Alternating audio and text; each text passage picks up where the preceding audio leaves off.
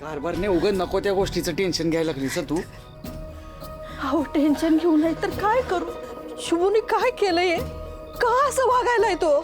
अगं कारभारने शुभून काय केलं, का केलं याचा विचार आपण नंतर करू ना. सध्या तब्येतीची काळजी घे ना बाळा तू.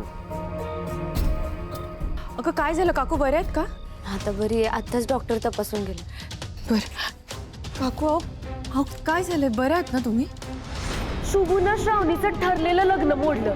का मोडलं? त्यांच्यामध्ये प्रेम आहे म्हणूनच ना.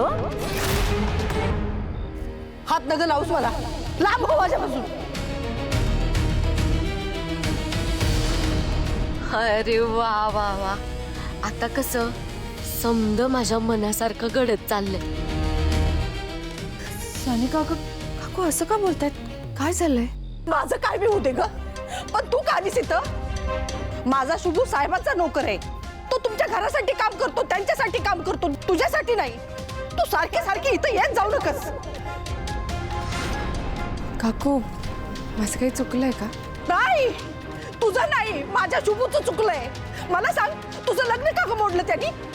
काय संबंध त्याचा तुझ्याशी, सांग ना.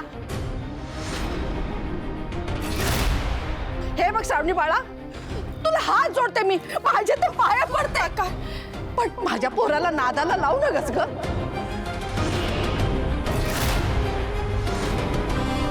हे बघ, शुभू तुझ्या घराचा नोकर आहे आणि नोकर माणसं जग असं मोकळं ढाकळं वागायचं नसतं.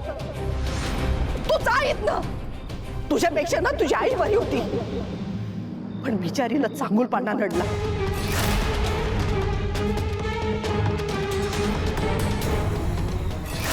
श्रावणी, ऐकलंस ना आत्या काय बोलल्या ते? जा की आता, इथं का थांबल्यास? हे स्वीटे काय बोलायलीस तू. ही नकोच आहे आपल्या घरात, हो बाहेर. काकू ऐका ना माझं एकदा. बस, माझ्या अंगाला हात लावायचा नाही. काकू वयाने मानाने मोठे आहेत. एक वेळ त्या मला जे बोलतात ना ते सगळं मी ऐकून घे, पण तू मला असं बोलायचंही नाहीस आणि माझ्या अंगालाही हातही लावायचा नाहीस. पुन्हा असं वागलीस ना तर बघ. काकू माझं काही चुकलं असेल तर प्लीज मला माफ करा.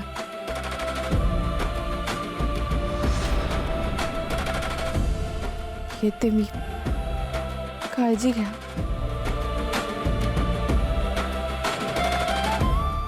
मॅडम,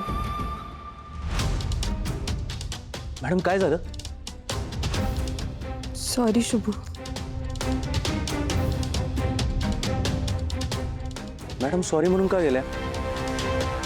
अण्णा, मॅडम रडत का गेल्या? सानू काय झालं?